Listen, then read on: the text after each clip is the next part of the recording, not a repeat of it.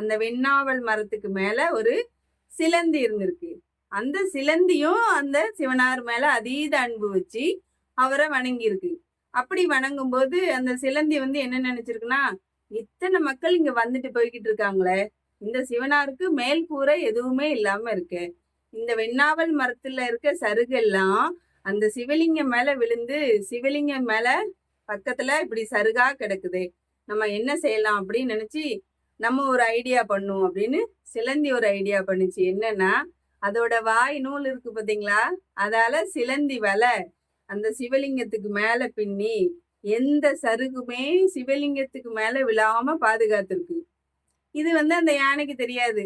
யானை போய் ஆத்துல இருந்து தும்பிக்கையில தண்ணி கொண்டு வந்தது பாத்தீங்களா, சிவபூஜை செய்யலாம்னு நினைக்கும் போது, யாரா இது சிலந்தி வலையை இங்க போய் பின்னி வச்சிருக்கு, இது சிவ அபராதம் இல்லையா? ஏன்னா வாய் நூல்ல தானே சிலந்தி பண்ணும், இது தப்பு அப்படின்னு நினைச்ச யானை என்ன பண்ணுச்சுன்னா, அந்த சிலந்தி வலை இருக்கா அதை ஒரு அடி அடிச்சு தள்ளி விட்டுட்டு போயிருச்சு.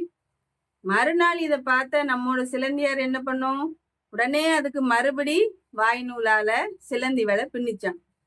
ஆனா யானை மறுபடி தட்டி விட்டுருக்கு. இப்படியே 2-3 நாள் போகவும் சிலந்திக்கு கடுமையான கோவம் வந்துருச்சான். என்னடா, யாருமே மேல் குறையும் அமைக்க மாட்டேங்காங்க இந்த சிவனாருக்கு, நம்ம ஏதாவது நம்மளால முடிஞ்சது, சிலந்தியால அதை தானங்க செய்ய முடியும், நம்மளால முடிஞ்சதை நம்ம செஞ்சா கூட அதையும் யாரோ தட்டி விட்டு வம்பாக்குறாங்களே, இது யாருன்னு நம்ம இன்னைக்கு கண்டுபிடிக்கணும் அப்படின்னு சிலந்தி சிவனாருக்கு மேல வலை பின்னிட்டு அந்த ஓரமா இருந்து பார்த்துட்டு இருந்திருக்கு.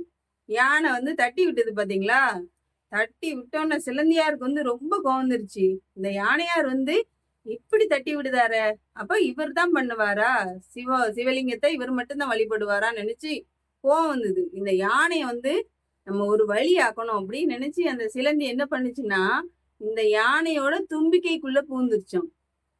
தும்பிக்கைக்குள்ள புகுந்து யானையை கடிச்சு விட்டுருக்கு. அப்ப அந்த யானை என்ன பண்ணிருக்கு தெரியுமா, அந்த வலி தாங்க மாட்டாம தும்பிக்கையை கீழே போட்டு அடி அடி அடின்னு அடிச்சிருக்கு. அதனால அந்த சிலந்தி விஷத்தாலையும் தும்பிக்கையை கீழே போட்டு அடிச்சதாலையும் யானை அந்த இடத்துல இறந்துருச்சு. வேற சிலந்தி என்ன ஆகும் நமக்கு தான் தெரியும் இல்லையா, சிலந்தியும் அந்த இடத்துல இறந்துருச்சு. உடனே சிவபெருமான் அந்த இடத்துல தோன்றினாரு. தோன்றி அந்த யானைக்கு சிவபதம் கொடுத்தாரு. ஏன்னா யானை மேல எந்த தப்பும் இல்லை, அதுக்கு தெரியல சிலந்தி எதுக்காக அப்படி பண்ணிருக்கு, அந்த சிலந்தி வலையை எதுக்கு கட்டி இருக்குன்னு யானைக்கு புரியல.